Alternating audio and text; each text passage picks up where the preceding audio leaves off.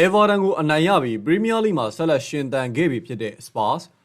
အသင်းနဲ့ Everton အသင်းတို့ရှင်ပြိုင်ကစားခဲ့တဲ့ Premier League ပွဲစဉ်38မှာ Spurs အသင်းကအနိုင်ရပြီးတော့ Premier League မှာဆက်လက်ရှင်သန်ခဲ့ပြီဖြစ်ပါတယ်။ဒီပွဲစဉ်မှာနှစ်သင်းစလုံးကအကောင်းဆုံးပုံစံနဲ့ပွဲထွက်လာခဲ့ပြီးတော့ဒီဇာဘီဦးဆောင်ခဲ့တဲ့ Spurs အသင်းဟာပထမပိုင်းမှာပွဲကိုလွှမ်းမိုးကစားနိုင်ခဲ့ပြီးတော့10မိနစ်အတွင်းမှာနေမဲ့ကော်နာကလေးကနဲ့ Kevin Danso တို့အလွတ်တေကန်ဘောကနေပြီးတော့အခွင့်အရေးရခဲ့ပေမဲ့လွဲချော်ခဲ့တယ်လို့ဘယ်ရာခွင့်ရခဲ့ပေမဲ့လည်းအသုံးမချနိုင်ခဲ့လို့နစ်နာခဲ့ရပါတယ်။ဒါပေမဲ့ Spurs ကပထမပိုင်းပြီးကန်ဒီ2မိနစ်အလိုမှာပဲ